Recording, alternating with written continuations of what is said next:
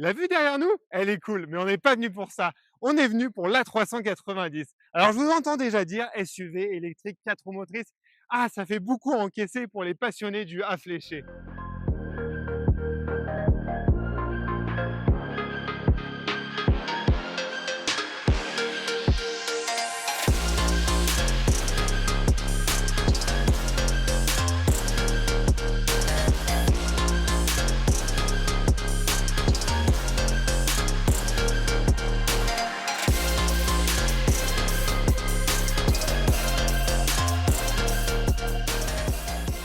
Quand on arrive dans un marché qui est presque saturé, c'est-à-dire le marché du SUV électrique, et en plus qu'on veut relancer sur le très très long terme une marque et dévoiler toute une gamme complète, le fameux Dream Garage, il faut un détail clivant. Et on peut dire ce qu'on veut, ils y sont allés franco. Il y a une touche française, vous savez, l'audace, c'est de faire des show cars ou des concept cars qui sont incroyables. Et en fait, on va pas jusqu'au bout, mais en fait, on reste sur notre fin.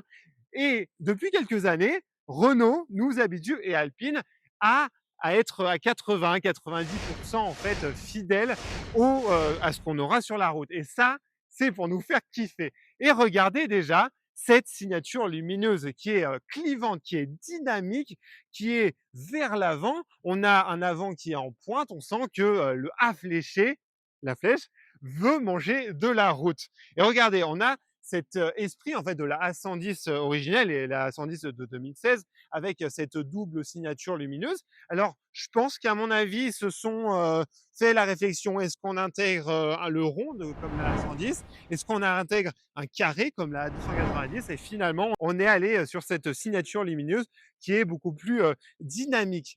Il y avait un show-car, enfin un concept car plutôt, qui explorait les sources d'hydrogène autour d'Alpine et notamment en endurance. Bref, mais ce qui était intéressant, c'était en termes de design, il y avait un champ lexical de la montagne, des flocons, et il y avait cette sensation d'avoir roulé dans la neige et que la neige venait s'étaler le long de la carrosserie. Et regardez-moi ça, venu du Chocar ensuite, la 390 bêta, on le trouve enfin de série sur cette A390.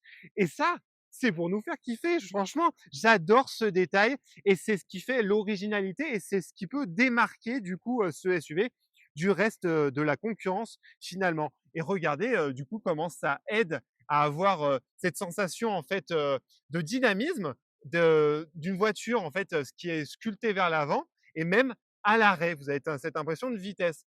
Ça, c'est la grosse mode en fait en ce moment chez les designers, c'est de casser, de cacher le bloc optique principal pour aider là encore au dynamisme du véhicule. Et regardez, on l'a caché juste ici au niveau des prises d'air et d'ailleurs des prises d'air qui ne sont pas factices et ça, c'est super sympa. Et regardez, on a mis en noir laqué une grosse barre pour amener là encore de la force. Alors c'est vrai que sur les photos, cette partie un peu peut-être impression 3D, j'étais un peu dubitatif et je me suis dit: «Est-ce que ça fait un peu cheapos?» Et finalement, j'aime beaucoup. Ça aide à alléger la partie basse et ensuite, vous avez vu, on a, cette partie aussi qui assoit visuellement la voiture. On là, en plus, on a caché, le radar avec toutes les aides, à la conduite et avec, un petit motif, là encore, de flocons et c'est plutôt sympa. Là, vous avez, le badge, le monogramme Alpine et la caméra, pour l'aide 360 qui est là aussi, cachée juste ici et là, regardez le capot, comment il est musclé et je peux y passer ma main. Ça veut dire que vous avez l'air qui peut s'engouffrer là et en plus d'être un point de vue stylistique incroyable, ça permet en fait du coup d'avoir une pénétration dans l'air et un CX qui est moins important. Ce qui m'a le plus surpris sur cette A390, c'est le côté. Regardez, vous allez me dire si vous avez la même impression que moi. J'ai l'impression qu'ils ont pris le haut d'une A110 et qu'ils l'ont posé sur une carrosserie du SUV. Et du coup, on se retrouve avec un savant mélange de berline, allez, berline crossover à la Puro Sangue par exemple. Et du coup, regardez, en termes de hauteur, ça donne du dynamisme et finalement, ça va réconcilier un peu les puristes avec Alpine. Non, c'est pas un SUV costaud, mastoc, ça reste quand même un petit ADN Alpine. Regardez, par rapport à un Rafale qui fait beaucoup plus gros et massif. Si le tiers haut fait penser à la 110, il y a les deux tiers en bas qu'il faut occuper, puisque c'est un SUV. Et du coup, regardez, ça c'est l'ennemi de la fluidité et du dynamisme. On est venu casser cette hauteur au-dessus de la jante. Alors déjà, on a cette jolie courbe, ce joli galbe qui court tout le long de la carrosserie jusqu'à là-bas pour donner la naissance au béquet. Et ensuite, on a cette arche de roue qui est aussi taillée et cette vraie arche de roue qui est en noir laqué avec toujours le champ lexical des flocons, de la montagne, avec cette montagne là aussi qui se reflète dans l'arche de roue. On sent que sur le côté, ils sont allés jouer avec les ombres et les lumières. De ce point de vue-là, c'est vrai qu'on a l'impression que c'est plutôt assez fluide sur le côté et finalement, avec la lumière, vous verrez qu'il y a des petits clins d'œil à la 110 et en fait, toute cette ligne qui court le long de la carrosserie et qui vient faire naître en fait cette jante arrière et cette arche de roue, c'est un clin d'œil et qui est présent du coup sur la A110 et la A290 puisque aujourd'hui il faut qu'il y ait une gamme un petit peu cohérente, il faut qu'il y ait un air de famille. Évidemment, les poignées de porte affleurantes pour le CX optimal et pour l'autonomie finalement. Et regardez là encore sur le bas de caisse, ils sont venus le sculpter. Et ce qui est impressionnant, c'est qu'il se dévoile au fur et à mesure. Regardez, on va demander à Matt Veil de faire un point de vue du haut. On a l'impression qu'il est entre guillemets un peu simple. Et quand on vient se baisser, là, contorsion oblige, regardez comment ils l'ont sculpté et c'est impressionnant. Et voilà, c'est le petit détail qui fait la différence et la sportivité. Et regardez comment on assoit le véhicule avec des jantes imposantes de 21 pouces, là encore dans le champ lexical de la montagne, des flocons. Regardez, dites-moi ce que vous en pensez. En tout cas, moi, je suis fan. Bon, l'arrière, on sent qu'on a manqué un petit peu d'originalité. Je parle évidemment de ce bandeau LED qui court tout le long de la carrosserie pour asseoir horizontalement la voiture. Vous connaissez le refrain en ce moment, les designers surkiffent cette méthode. Mais ils ont quand même un petit peu d'originalité. On a retravaillé, regardez, façon défragmentation, façon flocon de neige, ce que vous voulez, façon cristaux. C'est bandeau horizontal pour un peu plus d'originalité. Et évidemment, merci la nouvelle réglementation européenne qui autorise les logos lumineux. Et du coup, vous avez un joli Alpine illuminé et ensuite un A390 GT. Regardez cet épaulement qu'ils ont donné avec amour et dynamisme. Ah, c'est de toute beauté, je surkiffe. Regardez, vous pouvez même utilitairement poser votre verre et admirer votre A390. Et du coup, on va parler de cet arrière avec ce béquet qui rappelle une petite berline. Ça fait un peu berline et berlinette, du coup, ça fait le lien. Mais avec ce petit béquet, ça donne du dynamisme et un côté très statutaire à cet A390. Alors, on a l'impression qu'ils y sont allés un petit peu plus mollo, un peu moins frontalement pour donner du dynamisme avec ce bandeau horizontal qui est, c'est vrai, un petit peu devenu classique dans le monde automobile pour, là encore, asseoir visuellement, patati patata, vous avez l'habitude d'asseoir horizontalement la voiture. Là, vous avez vu cette partie en U qui vient donner, là encore, hein, le galbe à la voiture et vu de côté, du coup, ça donne vraiment du dynamisme et une silhouette qui, du coup, se tire vers l'arrière et ça, c'est vraiment chouette. Et si vous coupez, en fait, cette partie et si vous omettez aussi ces 2 parties, là, vous avez l'impression de voir une Alpine A110 et du coup, c'est, des détails sur le long de la carrosserie, sur le côté, à l'avant et à l'arrière qui rappellent, en fait, des petits clins d'œil à l'Alpine A110, de 2016 qui marque du coup ce côté, ce lien familial. Et c'est là encore un champ lexical qu'on a dans la gamme avec, par exemple, sur la 290, sur les feux de jour à l'avant, mais aussi sur le concept car qu'on avait, l'Alpine A110 qui devait être une sorte de Huracan Sterato ou de 911 Dakar. D'ailleurs, je regrette et c'est dommage que vous ne l'ayez pas sorti Alpine. Et sur cette partie-là, histoire d'alléger la silhouette encore une fois, puisque vous imaginez en bleu, ça aurait fait énorme et très haut. On l'a passé en noir pour du coup alléger l'ensemble et pour faire un effet un peu sportif. Et vous avez vu ce diffuseur qui est très salissant, mais on a l'effet un peu flottant. Et là encore, c'est bien vu parce qu'on a l'impression qu'en fait, il est ajouré alors qu'en fait non, il est plein mais du coup, c'est factice mais pour, le style ça marcherait bien. ça marche très bien. Et vous avez vu, histoire de encore plus élargir la silhouette, là encore, on a, comme on avait un peu sur le scénic, par exemple, cet élément qui, du coup, accueille les catadioptres. Enfin bref, je vous avez compris, pour, bah, franchement, ça fait du style, c'est la réglementation, mais du coup, ça aide aussi à donner du dynamisme et une silhouette un peu de course à cet arrière. Alors oui, cette A390 fait grincer les dents, mais pourquoi elle existe? Pour faire du volume, tout simplement parce que, évidemment, on ne construit pas une marque sur un seul modèle, sauf exception. Mais effectivement, seule la 110 ne pouvait pas continuer avec quelques milliers d'exemplaires sortis par an de faire durer une marque. Alors oui, c'est vrai que 4 roues motrices, SUV, lourd, électrique, ce que vous voulez, ça peut faire un petit peu mal. Mais est-ce qu'il ne faut pas sacrifier un peu d'ADN de la marque pour faire justement vivre cette marque? Et moi, finalement, à force d'en passer une journée avec, alors oui, une journée c'est court pour se faire un avis, je vous l'accorde, mais honnêtement, j'aime bien ce que propose Alpine. Et honnêtement, ça, pour la semaine, et une A110 thermique pour le week-end, est-ce que c'est pas le compromis idéal? Pour vous, une Alpine, c'est évidemment le bleu Alpine Vision. Il faudra débourser 1 600 €. Vous voulez ces magnifiques jantes en flocon neige? 1 800 €. Vous voulez vous démarquer avec des étriers rouges? 500 €. Vous êtes fier d'avoir une voiture française et vous voulez le montrer? Ça sera 90 €. Vous voulez être discret et pas montrer que vous avez une A390 GT? Ça sera 50 € le débadgeage. Vous avez choisi la carrosserie bleue à l'extérieur, c'est donc indispensable d'avoir le centre du volant bleu. Ça sera 100 €. Non, vous n'êtes pas dans une monte-souris et vous voulez donner l'impression à vos passagers d'être dans une voiture de course. Les coques en carbone forgé, c'est 1 400 €. Allez, il est temps de parler de l'intérieur et je vous propose de parler de l'éléphant qui est dans la pièce, c'est-à-dire cette intégration d'écran qui, oui, fait penser à tout ce qu'il y a Scénic, Rafale, Austral.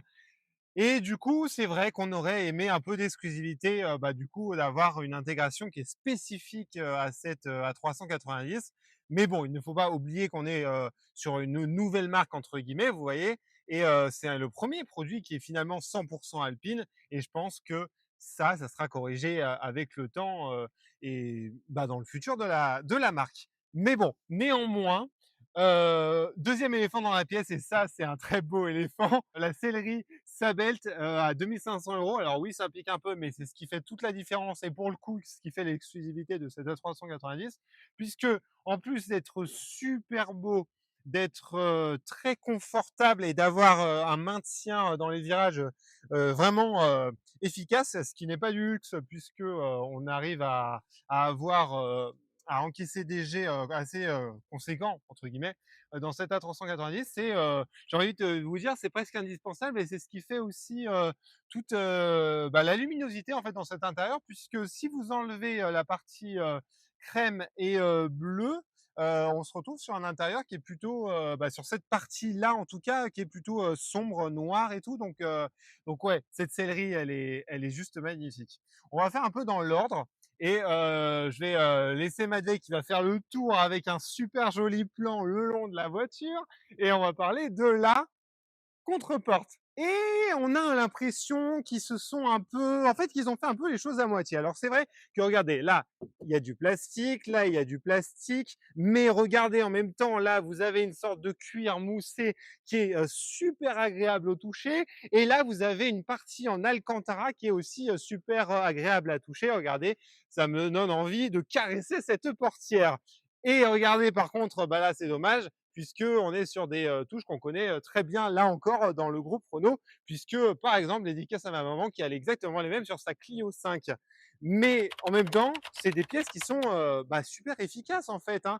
Et en même temps, vous allez me dire, bah, c'est pas des pièces qu'on regarde tout le temps. Et tant que ça tombe sous la main, que c'est pratique, j'ai envie de vous dire, bon, bah, pourquoi changer? Alors, effectivement, là encore, tout ce qui est Komodo, bon, bah, c'est groupe Renault, on connaît. Mais là encore, l'excuse c'est: «Bah, ouais, mais c'est efficace, donc pourquoi on va changer, en fait, hein? Pourquoi on va s'embêter à faire une pièce spécifique, puisque c'est pas la pièce la plus sexy et on attend de ces pièces de l'utilité». Et en parlant d'utilité, ça, merci Dacia, merci Renault et merci Alpine, hop, 2 fois et ça désactive toutes les aides à la conduite et ça, c'est super précieux. Évidemment, qui dit, SUV premium, regardez, le flex, les sièges que vous pouvez régler, hop, avec, l'électricité et vous avez un volant qui est, sportif, qui est issu tout droit de la 290. Alors cette partie-là, là encore, fait, très, rafale et cetera, mais vous avez des commodos qui sont spécifiques et on en parlera, pour la partie conduite avec l'overboost, avec, le shift en fait, qui est le freinage régénératif et les drive modes, avec un petit peu d'inspiration de la Formule 1 et de l'endurance. Effectivement, vous avez le système, Airlink, hein, de chez, Android, donc Renault Android et ça, c'est la meilleure invention, du siècle puisque regardez la fluidité de fou. Aller à Alpine Store Grenoble.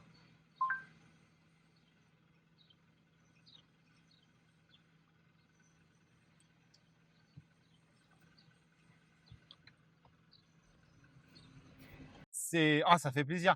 Parce que jusqu'à maintenant, on a des téléphones du futur, on arrive dans sa voiture et hop, ça lag. Là, ça y est, on a, regardez la fluidité. Ah, ça fait plaisir, on a envie de l'utiliser tout le temps. Et regardez comment elle est super bien intégrée, cette console centrale flottante. Ça aère considérablement l'intérieur puisque vous avez vraiment cette sensation d'avoir un intérieur qui respire puisque c'est fermé. Là, c'est vrai que ça ferme un peu l'espace. Enfin bref, je me répète, mais vous m'avez compris. Et du coup, ça amène, en plus, de l'espace de rangement, hop, la prise allume-cigare, USB-C, vous connaissez, la prise à induction. Ça, c'est super bien intégré aussi puisque, au moins votre portable ne bougera pas et ça, vous connaissez si vous avez déjà conduit une A290 et une A110 puisque c'est le même système R, N et D et honnêtement, en plus d'être super joli, d'avoir un aspect un peu avion de chasse avec ces ailettes en carbone, c'est super pratique, ça tombe sous la main et honnêtement, quand on avait conduit le Rafale, par exemple, là, vous avez les commodos qui étaient là, R et D et tout et vous aviez tendance à confondre avec les essuie-glaces et cetera. Là, ça tombe sous la main et c'est super intuitif. Vous avez un porte-gobelet, alors vous allez me dire: «Ouais, bah, oui, forcément», mais il y en avait pas sur la 290 donc vous n'aviez pas le droit de boire. Là, oui et vous avez, un joli bac de rangement qui est plutôt profond. Vous pouvez mettre une moyenne bouteille, donc ça c'est cool.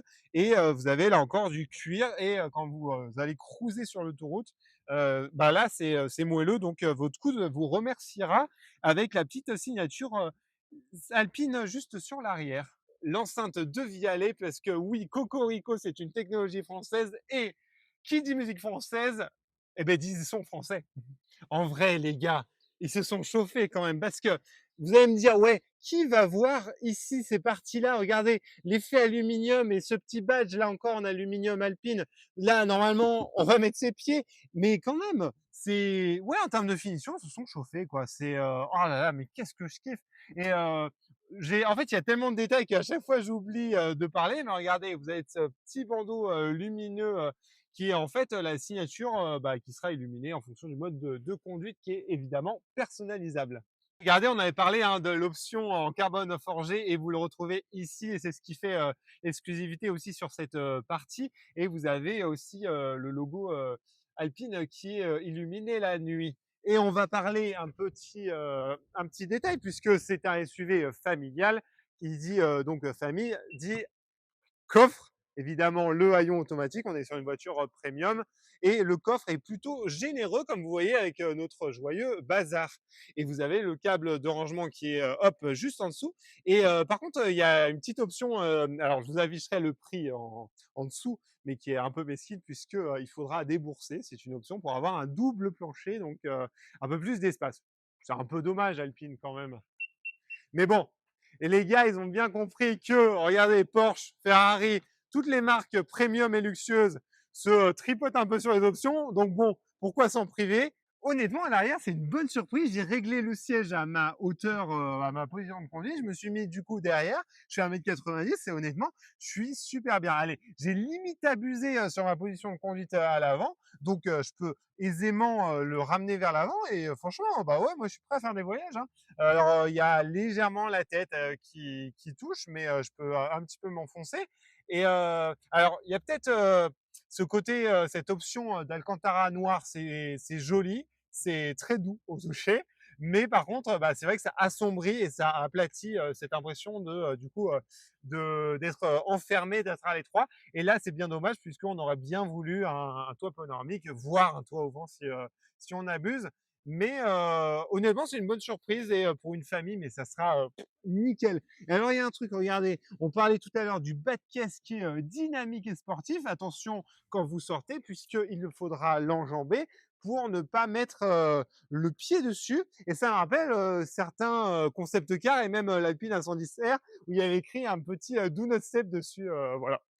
Toujours, côté dynamique et sportif. On va commencer tranquillement avec le mode save. Il y a plusieurs modes, hein. Il y a donc save, il y a race, il y a le mode normal. Le mode race, vous pouvez d'ailleurs désactiver toutes les aides de conduite. Donc, mais attention, puisque sous ces airs de SUV se cachent vraiment. Honnêtement, les 400 chevaux, c'est délirant comment ça marche, comment ça pousse. Alors effectivement, il y aura la version GTS qui va arriver fin 2026, il y aura 470 chevaux. Et 400 chevaux, c'est déjà tellement débile. Regardez, je vais malmener le caméraman Madeleine, mais regardez comment ça avance et sans trop forcer, j'atteins en fait bah, des vitesses qui ne sont plus avouables. Et ouais, c'est fou en fait. Alors en termes de sensation de conduite, c'est incroyable comment la voiture arrive à enrouler d'un dynamisme chaque virage. Vous arrivez vraiment plus fort à chaque virage et c'est là qu'il faut faire attention puisque faut pas oublier le poids puisque ça fait 2 tonnes, 2 tonnes 2 et quelques. Et vous avez l'équivalent d'un poids de 2 Alpines, hein. Donc faut pas oublier, c'est un gros paramètre à prendre en compte. Alors même si l'électronique aide à avoir du dynamisme et aide à minimiser cette impression de grosseur, bon bah on fait pas de miracle et la physique rappelle très vite à l'ordre. Et d'ailleurs, vous accélérez très fort dans un virage, vous n'avez pas comparé à de la concurrence, vous n'avez pas 4 roues motrices. Enfin, vous avez 4 roues motrices, mais vous n'avez pas, par exemple, 4 roues directrices. Donc la voiture, elle va pas s'enrouler autour de l'avant, mais au contraire, vous avez un châssis, enfin une partie arrière qui va bah, justement qui va chasser. Et ça, ça peut être très surprenant au premier virage où vous allez vous voir bombarder. Parce que honnêtement, cette voiture, c'est un pouce au crime. Vous consommez pas beaucoup d'électricité. Avec le mode B régénératif, vous allez pouvoir très facilement récupérer de la batterie. Et du coup, bah, on a envie sans cesse d'aller encore plus loin, d'aller chercher les limites de cette voiture. Alors, on va parler plutôt de l'éco-conduite. Vous avez avec cette molette euh, le, le mode régénératif qui est plus ou moins important et qui ira jusqu'au one pedal. Et ça, le one pedal, en gros, c'est un mode régénératif forcé. Donc, vous récupérez de la batterie quand vous freinez et vous allez bah, jusqu'à l'arrêt, en fait. Et ce qui permet tout simplement de ne pas utiliser la pédale de gauche, la pédale de frein. Et ça, c'est plutôt très confortable, mais plutôt en ville. Et ensuite, bah voilà, le drive mode, honnêtement, en mode save, c'est tellement déjà délirant l'accélération euh, qu'on a même, enfin que c'est tellement suffisant. Voilà, c'est tellement suffisant. Et ça, il y a un petit détail rouge qui, en plus de faire joli sur le volant, est un overboost qui vous donne en fait pendant allez, une quinzaine, dizaine de secondes le plein de puissance, toute la puissance que la voiture peut vous offrir. Alors c'est différent, alors c'est disponible uniquement en mode track, non sport, oui, en mode sport. Et par contre, honnêtement, on se disait avec Madeleine, pareil, en mode sport, c'est tellement délirant l'accélération que est-ce que cet overboost n'est pas juste un petit euh, un petit bonus plutôt pour faire joli, ouais, pour s'amuser un petit peu, Pour mais avoir l'impression d'être dans Mario Kart et d'utiliser le champignon. ouais, non, mais c'est exactement ça. Sauf que tu en utilises mais 3 champignons parce que tu vois, tu as déjà 2 champignons et le troisième, tu te dis bon, que en ligne droite, tu vois, mollo.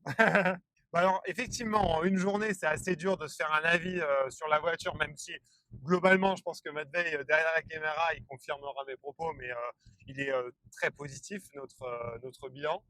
Mais on va parler vite fait de la recharge. On a eu l'occasion de la recharger vite fait. Alors, c'est sur une prise de village, donc autant vous dire qu'on a rechargé peut-être à 12 kWh, donc on a gagné 5% de batterie en une demi-heure.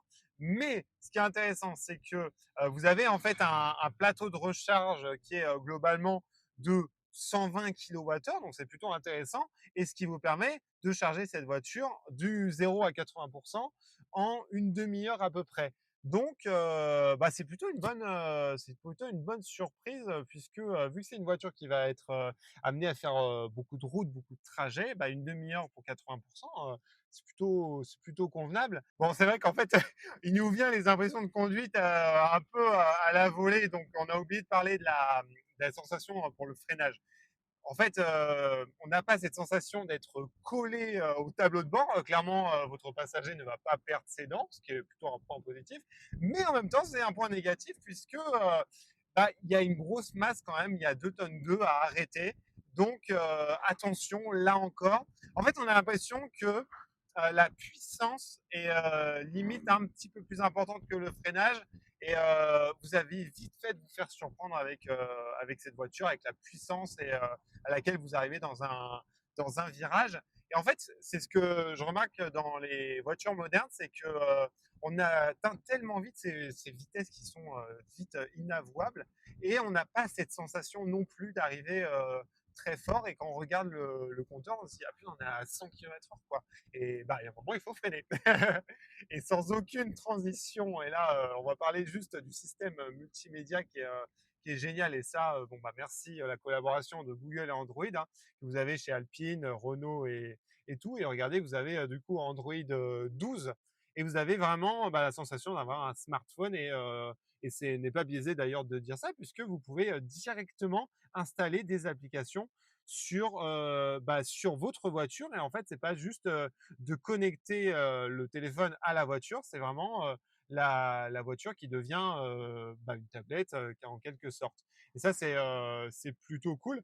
Il y a un élément, ce qu'on s'est dit ce matin, regardez la caméra 360, la qualité on a l'impression qu'il s'est nettement améliorée par rapport à ce qu'on faisait sur le Renault Rafale, par exemple. Matvei, on avait été peut-être un peu déçus.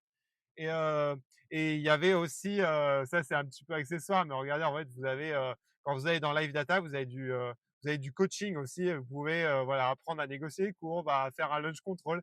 Alors, du coup, c'est rigolo parce que ça vient un petit peu contredire ce qu'on veut en ce moment, où on a l'impression que voilà, la voiture, c'est devenu juste un moyen de locomotion et qu'on veut un peu aseptiser la passion automobile.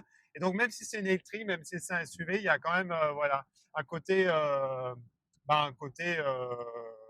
passion automobile. Et regardez, on voit l'Alpine de Pikes Peak, on voit la Formule 1, on voit l'endurance. Et bon, l'endurance malheureusement qui ne sera plus d'ailleurs en endurance, mais ouais, il y a un truc un petit peu kiffant, un côté passion automobile encore présent dans cette marque finalement. Effectivement, on se disait, le volant, il y a rien à dire. Il est vraiment super joli. Il est issu de la S290. Il y a ces petits appendices qui font penser à la Formule 1 et à la course automobile. Mais effectivement, regardez, moi j'ai quand même des grandes mains. Vous en jugerez par vous-même. Mais j'agrippe presque, ouais, j'agrippe juste le volant. Et du coup, je me dis, quelqu'un qui a des petites mains, c'est vrai qu'il aura peut-être un petit peu du mal à trouver voilà, sa façon dont il faut disposer les mains. Alors, Matvei, il y a eu aussi, c'est vrai que cet overboost qui est calé juste ici peut aussi légèrement contraindre la position des mains. Mais en fait, c'est quand même un volant qui fait mastoc. Hein. On sent que voilà, il est là pour être pris en main, et on sent que faut conduire pour attaquer. Et d'ailleurs, on va juste petit détail, mais regardez, ça vous connaissez si vous êtes familier avec Renault, mais ce mode de personnalisation, et ça c'est spécifique par contre à Alpine, et toute cette ambiance d'affichage avec les aiguilles, là le GPS, mais ça fait plaisir. Et c'est plutôt très joli. Et pour ceux qui aimeront à l'ancienne, voilà, les aiguilles. Et les transitions sont un petit peu longues pour certaines choses, mais en même temps, ça fait kiffer parce que c'est joli. Bon, on finit en beauté avec, des voisines plutôt charmantes, la 110, la 110R, soi-disant 10e anniversaire et merci du coup, bah, à l'Alpine Store, Grenoble de nous avoir fait confiance, pour, cet essai de la 390. Honnêtement, c'est en une journée, c'est assez dur, hein, de se faire un avis sur une, voiture. On sent que, Alpine fait maintenant des efforts pour devenir une vraie marque, premium. Alors, c'est effectivement dur, hein, parce que, voilà, Renault, Dacia, c'est un groupe généraliste et donc, en faire, une marque premium, à part entière, mais on sent qu'il y a des efforts, de faire, un il y a vraiment un côté, passionnel, dans le design à l'intérieur, les finitions, il y a un côté, sportif. Il y a l'ADN de la marque qui est respecté et honnêtement, bah, juste le fait de voir, une gamme se développer et de voir la marque perdurer, bah, ça fait plaisir et je pense que c'est ça qu'il faut saluer. Alors, à qui ça s'adresse ce modèle? Bah, ça va être, le gars qui, pour, la semaine, qui a une vie de famille, qui voudra se démarquer d'une concurrence, allemande ou, japonaise ou coréenne et cetera, qui veut, faire briller un petit peu le savoir-faire, français et qui, au quotidien, aura cette attention 90. Peut-être la deuxième voiture sera une A290 et le week-end une A110, en gros, le dream garage comme on l'appelle. Mais en tout cas, il aura le mérite de se différencier sur la route et bah, j'en veux pour preuve tous les regards qui se sont penchés sur cette voiture lors de cet essai. Dites-moi ce que vous en pensez, vous, en commentaire. Est-ce que ça vous intéresse de voir, comme nous, ça nous intéresse, de voir, sur plusieurs jours ce qu'il en est, notamment de la recharge et pourquoi pas aussi, d'aller voir un petit peu ce qui se passe du côté de la 290. Est-ce qu'on retrouve, le même, ADN, le même feeling, mais en un peu plus petit, un peu plus, léger et pourquoi pas aussi, bon, bah, même si, elle arrive en fin de production, c'est évidemment le mythe, un test, de la 110. En tout cas, merci beaucoup et c'était l'intro, la conclusion la plus longue, presque aussi longue que la vidéo.